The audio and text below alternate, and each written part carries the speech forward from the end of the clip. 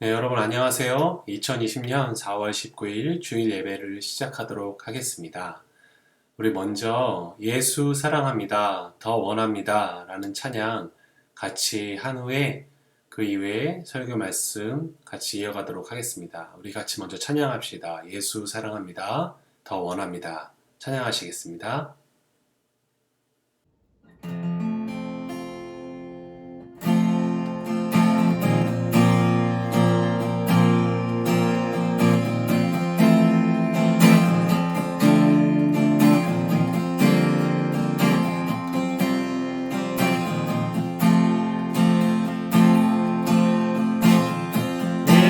예수 사랑합니다. 사랑합니다. 온 마음 다하여 오직 주님 한 분만 간절히 더 원합니다. 넘쳐나네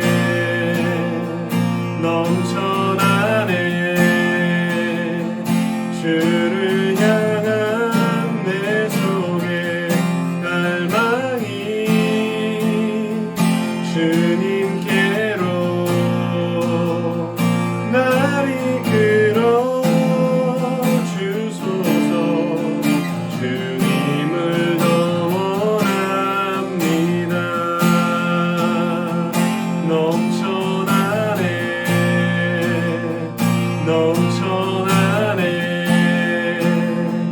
주를 향한 내 속에 갈망이 주님께로 날 이끌어 주소서. 주님을 더 원합니다. 주님께로 날 이끌어 주소서. 주님을 더 원합니다.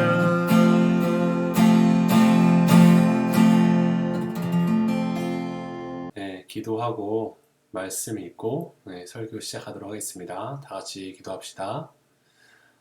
거룩하신 하나님 아버지, 이 시간 우리에게 오셔서 우리의 마음과 이성을 열어주시고 하나님의 말씀이 들려지고 우리 심령에 새겨지는 귀한 시간이 되게 하여 주시옵소서. 거룩하고 존귀하신 예수 그리스도의 이름으로 기도합니다. 아멘. 아멘. 자, 다 같이 말씀 보도록 하겠습니다. 오늘 말씀은 요한복음 21장 1절부터 17절입니다. 좀 말씀이 좀 길긴 한데요. 이렇게 하면 좋을 것 같아요. 여러분이 성경책이나 스마트폰을 열고요. 전사님이 한 절 읽으면 여러분이 2절을 읽고 이런 식으로 같이 우리 예배 드리는 것처럼 교독 같이 할게요. 전사님이 1절 읽을 테니까 여러분이 2절 이렇게 읽는 거예요. 그래서 17절까지 요한복음 21장 1절부터 17절까지 전사님 먼저 읽을게요. 그 후에 예수께서 디베리아 호수에서 또 제자들에게 자기를 나타내셨으니 나타내신 일은 이러하니라.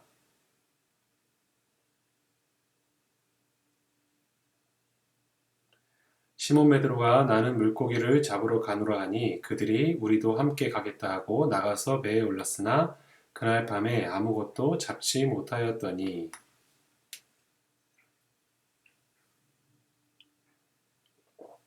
예수께서 이르시되 얘들아 너희에게 고기가 있느냐? 대답하되 없나이다.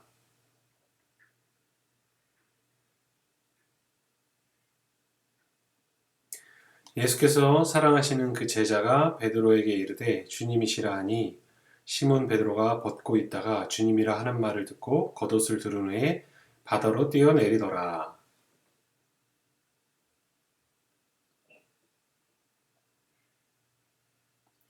육지에 올라보니 숯불이 있는데 그 위에 생선이 놓였고 떡도 있더라. 시몬 베드로가 올라가서 그물을 육지에 끌어올리니 가득히 찬 큰 물고기가 153마리라. 이같이 많으나 그물이 찢어지지 아니하였더라.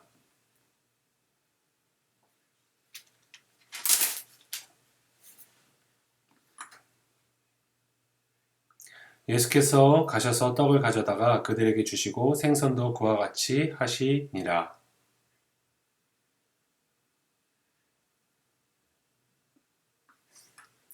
그들이 조반을 먹은 후에 예수께서 시몬 베드로에게 이르시되 요한의 아들 시몬아 네가 이 사람들보다 나를 더 사랑하느냐 하시니 이르되 주님 그러하나이다. 내가 주님을 사랑하는 줄 주님께서 아시나이다. 이르시되 내 어린 양을 먹이라 하시고.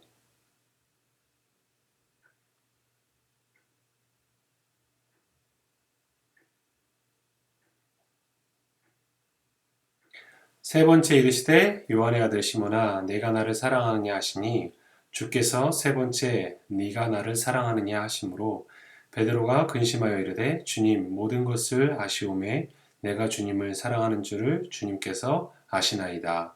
예수께서 이르시되 내 양을 먹이라. 아멘. 네. 요한복음 21장 1절부터 17절. 네, 오늘 설교 제목은 예수님이 준비하신 최고의 블랙퍼스트. 네, 블랙패스트, 아침. 네, 아침입니다.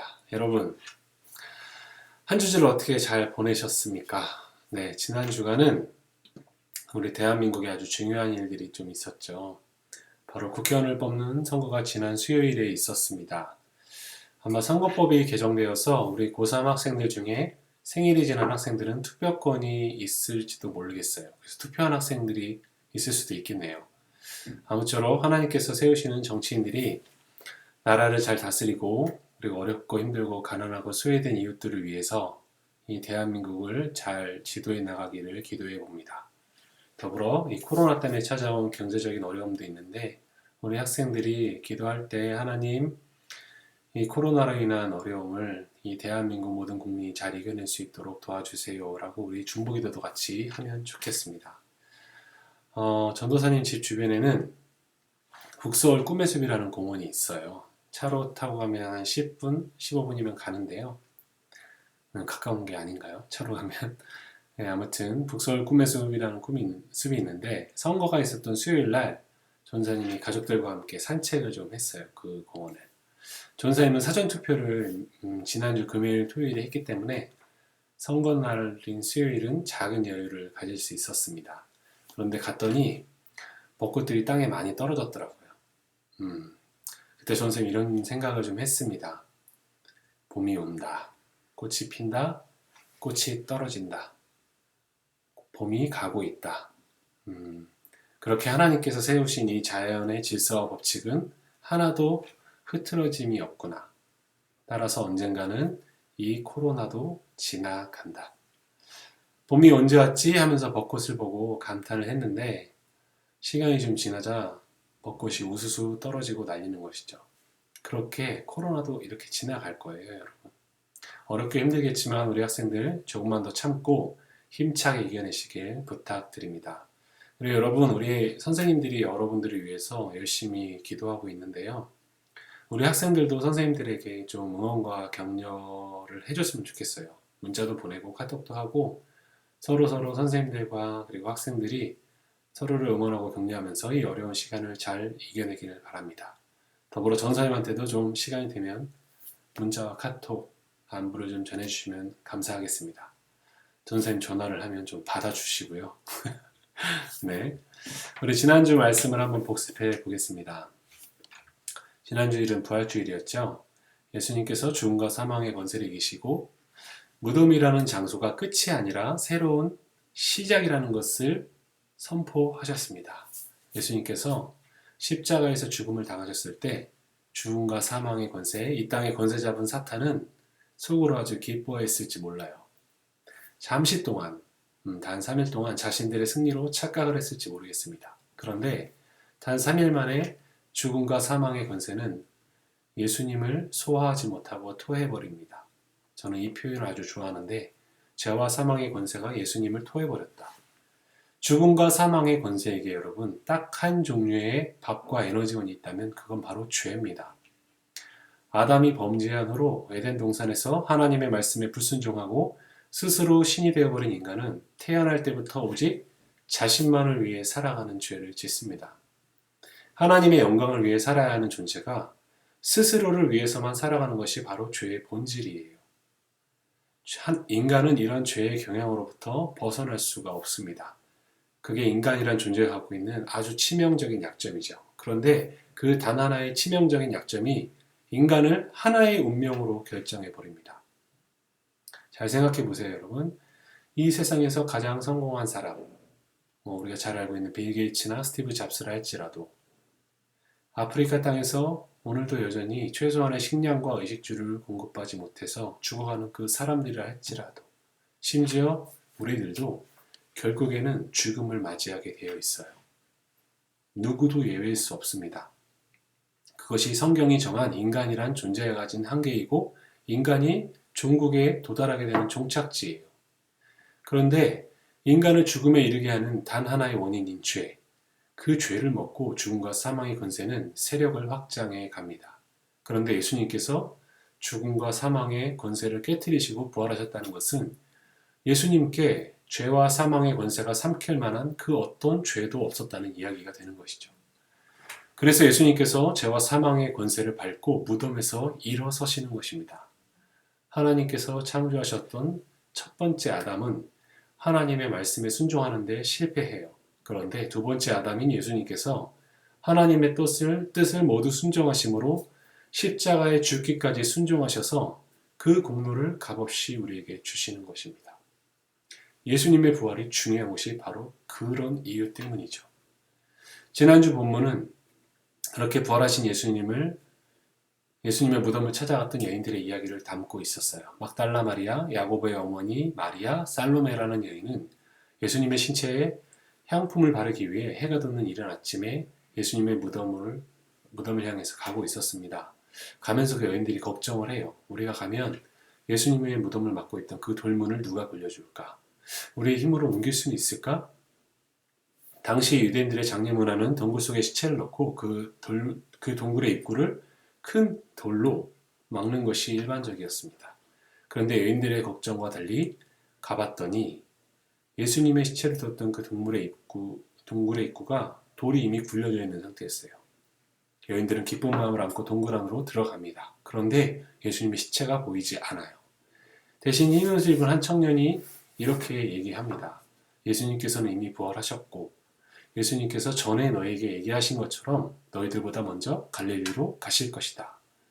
그런데 여기서 갈릴리로 가실 것이다 라는 구절에서 예수님이 가신다 라고 쓰인 이 헬라어 동사가 단순히 제자들보다 시간과 공간을 앞서서 먼저 간다는 의미 이상의 의미를 담고 있습니다.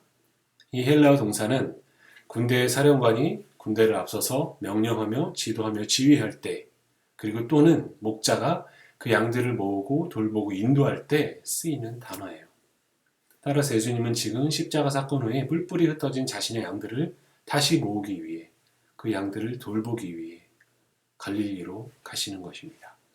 그런데 예수님의 입장에 생각해 보면 제자들을 만나러 굳이 갈릴리로 가셔야 했을까요? 왜냐하면 십자가 사건들의 제자들의 모습을 우리가 한번 살펴봤죠. 예수님은 하늘의 왕이셨지만 낮고 낮은 이 땅에 십자가의 죽음을 향해서 십자가의 죽음을 맞이하러 오신 거예요. 그런데 제자들은 오히려 십자가를 향하여 가시는 예수님의 마음을 헤아리지도 못하고 서로 높은 자리에 앉겠다며 서로 싸우죠. 심지어 베드로는 예수님께서 십자가를 지신다고 하자 예수님을 혼냅니다. 그러면 안 된다고. 겟세마네 동산에서 십자가를 지시기 전에 인간과 똑같은 두려움과 고통을 느끼신 예수님이 그들에게 중보기도를 요청하셨을 때 그 제자들은 쿨쿨쿨 잠을 잡니다. 클라이막스는 예수님의 수제자인 베드로. 다른 복음서에서 베드로는 다른 제자들은 몰라도 나는 죽어도 예수님을 배신하지 않겠습니다라고 호언장담을 했는데요. 결국 3번이나 예수님을 부인하고 스승을 향하여 저주를 퍼부었습니다. 가룟 유다는 어땠어요? 예수님이 자신이 원한 정치적이고 군사적인 메시아가 아님을 알고는 곧 예수님을 대제사장들에게 돈을 받고 팔아버립니다. 이게 예수님께서 3년 반 동안 제자 훈련을 시킨 그 결과였어요. 저라면 다시는 그 제자들의 얼굴을 보고 싶지 않습니다. 제자들의 입장에서 보면 예수님을 향한 믿음의 실패이지만 예수님의 입장에서 보면 제자들의 배반과 배신이죠. 그런데 예수님은 자신이 먼저 갈릴리로 가실 것이라는 그 약속을 따라 제자들을 찾아가십니다. 어디로요? 제자들과 함께 하기로 한 그 갈릴리를 향하여 뚜벅뚜벅 가십니다. 왜 가실까요? 베드로를 보고 따지기 위해서 가실까요? 가룟 유다의 멱살을 잡기 위해 가실까요? 예수님은 지금 왜 갈릴리로 향하여 가시는 것입니까? 오늘 본문은 그 이유를 아주 드라마틱하게 기록하고 있어요. 우리가 지난주까지 공부한 마가복음은 이 이야기를 담고 있지 않습니다. 오늘 우리가 읽은 요한복음은 갈릴리로 향하셨던 예수님과 다시 만난 제자들의 모습을 아주 잘 그리고 있는데요. 예수님의 제자들인 시몬 베드로와 도마와 나다니엘과 또 다른 제자 2명이 등장합니다. 베드로가 난 물고기 잡으러 갈릴리 바다로 간다고 하니까 다른 제자들도 함께 따라 나서요. 그런데 그들은 밤새도록 그물을 내리고 그물을 끌어올리고 했지만 물고기를 한 마리도 잡지 못했습니다. 그런데 예수님이 바닷가에 서서 제자들에게 물어보세요. 그런데 여기서 말씀하시는 분이 예수님인지 제자들이 아직 모르고 있습니다. 얘들아, 너희들이 고기가 있니? 없어요. 제자들은 밤새 물고기를 한 마디도 잡지 못한 지치고 무력한 상태였어요. 그런데 예수님께서 다시 말씀하시죠. 오른편에 그물을 던져봐. 그러면 물고기가 잡힐 거야. 제자들이 누군지도 모르는 그 사람의 말에 순종해서 그물을 던졌더니 물고기가 너무 많이 잡혀서 그물을 들 수 없을 정도였습니다. 그제서야 제자들은 바닷가에 서서 말씀하신 분이 예수님이신 것을 알아챘습니다. 왜냐하면 제자들이 물고기를 많이 잡는 순간 어떤 순간이 떠올랐기 때문입니다. 누가복음 5장 1절에서 11절을 한번 보겠습니다. 한번 선생님 읽을게요. 무리가 몰려와서 하나님의 말씀을 들을새 예수는 게네사렛 호숫가에 서서 호숫가에 있는 배 2척이 있는 것을 보시니 어부들은 배에서 나와서 그물을 씻는지라. 예수께서 한 배에 오르시니 그 배는 시몬의 배라. 육지에서 조금 떼기를 청하시고 앉으사 배에서 무리를 가르치시더니 말씀을 마치시고 시몬에게 이르시되 깊은 데로 가서 그물을 내려 고기를 잡으라. 시몬이 대답하여 이르되 선생님 우리들이 밤이 새도록 수고하였으되 잡은 것이 없지만 말씀에 의지하여 내가 그물을 내리이다 하고 그렇게 하니 고기를 잡은 것이 심이 많아 그물이 찢어지는지라. 이에 다른 배에 있는 동무들에게 손짓하여 와서 도와달라 하니 그들이 와서 2배의 채움에 잠기게 되었더라. 시몬 베드로가 이를 보고 예수의 무릎 아래 엎드려 이르되 주여 나를 떠나소서 나는 죄인이로소이다 하니 이는 자기 및 자기와 함께 있는 모든 사람이 고기가 잡힌 것으로 말미암아 놀라고 세베대의 아들로서 시몬의 동업자인 야고보와 요한도 놀랐습니다. 예수께서 시몬에게 이르시되 무서워하지 말라 이제 후로는 네가 사람을 취하리라 하시니 그들이 배들을 육지에 대고 모든 것을 버려두고 예수를 따르니라. 이것이 누가복음 5장 1절에서 11절에 있는 에피소드예요, 여러분. 그럼 어때요? 싱크로율이 아주 비슷하죠?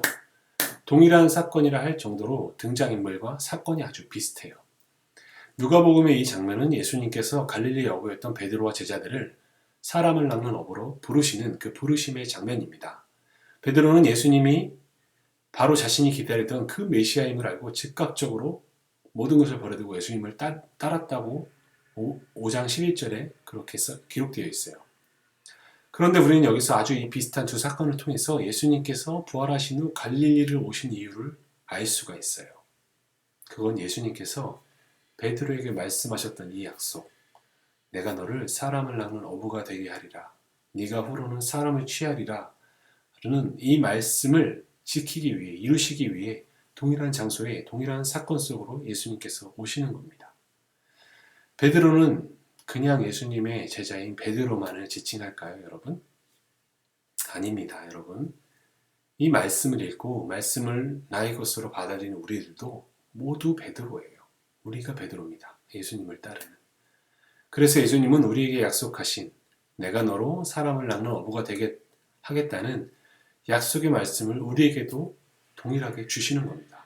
그런데 그 약속의 말씀을 주실 뿐만 아니라 다시 디베랴 호숫가로 오시는 분이 예수님이세요. 이 디베랴 바닷가는 여러분 갈릴리 바다, 즉 베드로가 평생을 자신의 일상을 살아냈던 장소입니다. 어부였으니까 평생을 이 바닷가에서 지냈단 말입니다. 바로 그 장소로 예수님이 다시 오시는 거예요. 예수님은 그렇게 베드로를 부활하신 후 찾아가신 것처럼 여러분의 일상으로 찾아가십니다. 왜 그렇게 하실까요? 사람을 낚는 어부가 되게 하겠다는 그 약속을 우리들 안에 이루시기 위함입니다. 우리 예수님은 우리에게 약속을 하시고 이제 약속했으니까 너 혼자 알아서 해. 이렇게 말씀하시는 분이 아니에요. 내가 너에게 약속을 했지? 그래, 그 약속을 지키러 나는 네가 있는 곳으로 먼저 갈 거야.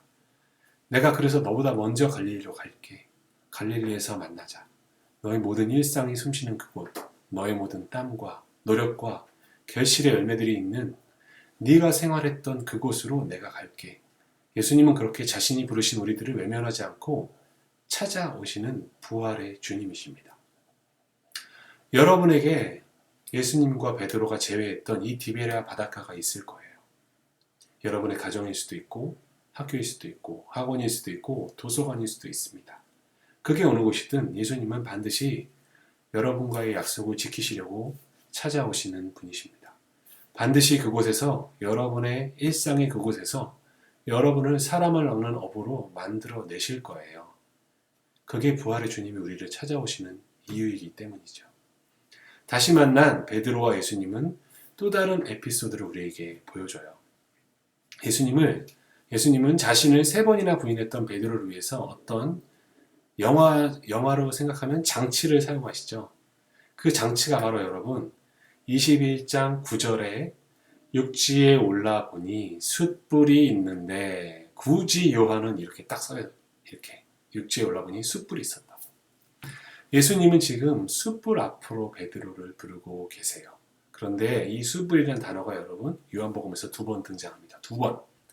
한 번은 요한복음 18장에서 예수님께서 대제사장에게 신문을 당하실 때예요. 이미 잡히셔서 대제사장들에게 신문을 당하실 때 그때 수제자였던 베드로는 예수님께서 어떻게 되실까 두려워하면서 걱정하면서 멀리서 예수님을 보기 위해서 기웃기웃하고 있었어요. 그도 대제사장의 집안에 들어가 있었습니다. 그런데 그때 날씨가 추워서 불을 피워놓고 사람들이 모여 있었다고요. 그런데 그때 누군가 베드로를 알아보고는 너도 저 예수라는 사람하고 함께 다녔잖아. 너도 저 사람의 제자 아니야? 너도 예수의 제자였잖아. 라고 얘기합니다. 그 자리에서 베드로가 3번이나 예수님을 부인하고 배신하는 거예요. 그때 그 대제사장 가야바의 뜰에 있던 베드로가 쬐던 불, 그 불이 이 헬라어로 똑같은 단어가 쓰이고 있어요. 요한복음에서 딱 2번만 쓰입니다. 예수님이 이 제자인 베드로에게 아침 식사를 차려주시는데 그 정성스럽게 차려주시는 그 고기와 떡을 굽는데 이 숯불을 쓰고 있습니다. 예수님은 무엇을 의도하셨을까요? 왜 예수님은 그날의 일들을 베드로가 예수님을 처절하게 부인했던 그 기억을 떠올리게 하는 것일까요? 예수님은 분명히 어떤 의도를 가지고 지금의 상황을 만들어 가시는데 그 분명한 이유와 목적은 하나의 방향을 가리키고 있습니다. 그건 우리가 앞에서도 얘기했던 것처럼 바로 내가 너로 사람을 낚는 어부가 되게 하겠다. 그 약속 때문이에요. 일부러 주님은 이 상황을 그렇게 만들어 가시는 것입니다. 왜냐하면 일부러 숯불을 피워놓고 예수님을 3번 부인했던 그 괴롭고 비통하고 혼란스러웠던 베드로의 인생에서 가장 어렵고 힘든 그날을 베드로의 마음속에서 다시 끄집어내시는 거예요. 다시 일부러. 왜요? 그래야 사람을 낚는 어부가 될 수 있으니까요. 무대장치가 마련되었습니다. 예수님께서 베드로에게 다시 이제 말씀하십니다. 요한의 아들 시몬아, 네가 이 사람들보다 나를 더 사랑하니? 똑같은 질문을 한 번도 아니라 3번이나 하세요. 베드로는 처음에는 주님, 당신이 내가 주님을 사랑하는 줄 아십니다. 라고 고백해요. 두 번째 질문에도 주님께서 아십니다. 주님 사랑하는 것을 주님께서 아십니다. 라고 고백하죠. 근데 세 번째 질문이 떨어졌을 때 베드로는 근심하여 이르되, 베드로는 분명히 근심하게 되었어요. 예수님께서 자신을 세 번이나 사랑하냐고 보셨을 때 예수님을 세 번 부인했던 바로 그날의 일들이 쫙 떠오르는 거죠. 예수님의 수제자였던 베드로에게는 자신의 자존심으로 도저히 용납할 수 없는 평생의 수치와 상처를 입은 날이 바로 그날입니다. 베드로는 예수님께서 부활하셨다는 소식을 듣고는 그는 내내 예수님을 부인했다는 그 자책과 후회로 괴로웠을 거예요. 그런데 그 부활하신 주님이 자신 앞에서 아침을 차려놓고 나를 사랑하냐고 세 번이나 물으시는 것입니다. 베드로의 마음이 어땠을까요, 여러분? 바로 그 절망의 자리에서 예수님은 베드로를 진정한 사람을 낚는 업으로 바꾸어 가시는 것입니다. 여기서 여러분, 자신의 힘으로 예수님을 지킬 수 있다고 생각했던 베드로가 더 이상 없어요.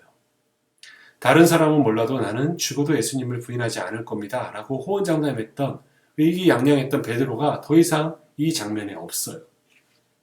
그 대신 베드로는 이제는 예수님의 사랑과 은혜 없이는 내가 아무것도 할 수 없는 사람임을 알게 되는, 처절하게 자기를 부인하고 자기 십자가를 지는 사람으로 변화되어가는 시점이 바로 이 사건을 통해서 일어나고 있는 겁니다.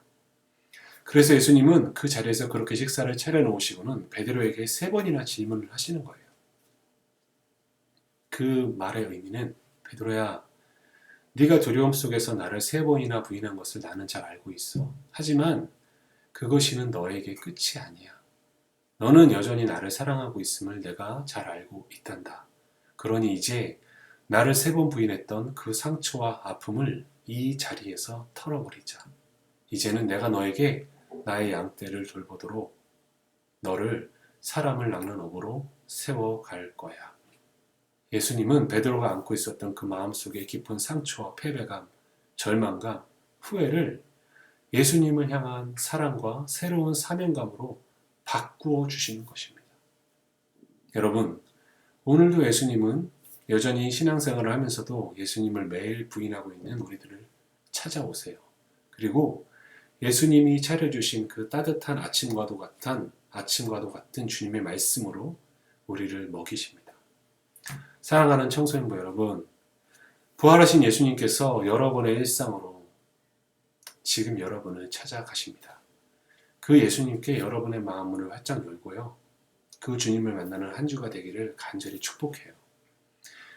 우리 예수님은 우리에게 있는 그 어떤 상처와 자책, 후회, 아픔, 고통을 바꾸어서 우리를 결국에는 예수님과 같이, 베드로와 같이 사람을 낚는 귀한 그 사명감을 우리에게 주실 것입니다. 여러분, 우리는 그러한 소망이 있는 자들입니다. 우리 모두가 새롭게 된 베드로입니다. 기도하겠습니다. 사랑이 풍성하신 하나님, 베드로가 실패했지만 베드로의 실패가 끝이 아니었습니다. 우리 주님이 갈릴리로 가신 것은 베드로를 사람을 낚는 어부가 되게 하려는 예수 그리스도의 그 말씀을 이루시기 위함이었습니다. 그래서 베드로가 평생을 몸담았던 그 일상 속으로 우리 주님이 친히 찾아가셨습니다. 그리고 따뜻한 아침을 차려주시고 베드로를 상처와 깊은 절망의 자리에서 회복과 사랑의 자리로, 회복과 치유의 자리로 옮기셨습니다. 주님, 이 시간 우리들의 일상에 찾아오셔서 우리 학생들의 마음속에 상처와 절망과 아픔이 있다면 그것들을 주님을 향한 사랑과 회복과 치유와 놀라운 사명으로 바꾸어 주시옵소서. 그 자리에서 우리 학생들을 만나 주시옵소서. 이번 한 주가 부활하신 주님이 우리를 찾아오시고 그 주님을 만나는 귀하고 복된 한 주가 되기를 원합니다. 바로 그 자리에서 우리의 모든 삶이 베드로와 같이 변화되는 귀한 축복의 시간이 되기를 간절히 원합니다. 주님, 그렇게 그 일들을 이루어 주시옵소서. 거룩하고 존귀하신 예수 그리스도의 이름으로 기도합니다. 아멘. 안녕하세요. 백미경 선생님입니다. 모두들 건강하게 잘 지내고 계신가요? 또 우리 고1 여자반 친구들아 잘 지내고 있니? 너희들과 한 반이 되고 얼마 안 돼 이렇게 만나지 못해서 나는 너무 아쉬워. 또 너희들이 고등학교를 입학한다고 걱정하고 또 설레하던 모습이 눈에 되게 선한데 코로나로 인해 입학하지 못하고 있어서 얼마나 아쉬울까. 이 상황이 얼른 끝나고 일상생활을 자유롭게 할 수 있도록 우리가 열심히 기도하자. 우리가 함께 모여 예배는 드릴 수가 없지만 각자 자리에서 말씀과 기도를 잃지 않는 너희들이 되었으면 좋겠어. 얘들아, 우리가 다시 만날 때까지 건강하게 지내고 있어야 돼. 곧 만나자. 안녕하세요. 우리 사랑하는 도행하는 교회 청소년부 여러분, 배영원이라고 합니다. 제가 이렇게 영상을 찍게 된 건 다름이 아니라 이렇게 사태도 안 좋은데 여러분들께 그나마 좀 응원이 되고 싶어서 약간 응원의 메시지를 보내고자 이 영상을 찍습니다. 지금 코로나 때문에 약간 사람들도 많이 지치고 마스크도 불편하고 좀 불안에 떨고 있는 요즘 시기인데 여러분들이 너무 이 시기 동안 괴로워하지 않으시고 잘 이겨낼 수 있도록 노력하셨으면 좋겠습니다. 그리고 이럴 때일수록 이런 시련과 고난이 우리에게 닥쳐올수록 하나님께 더욱 의지하고 더욱 열심히 기도하면서 살아가는 우리 도행하는 교회 청소년부가 될 수 있도록 저 또한 열심히 기도드리도록 하겠습니다. 그리고 마스크 꼭 쓰세요. 외출하실 때 마스크 꼭 쓰시고 손도 빡빡 씻으세요. 청소년부 여러분 보고 싶습니다. 정말 사랑합니다. 그리고 감사합니다.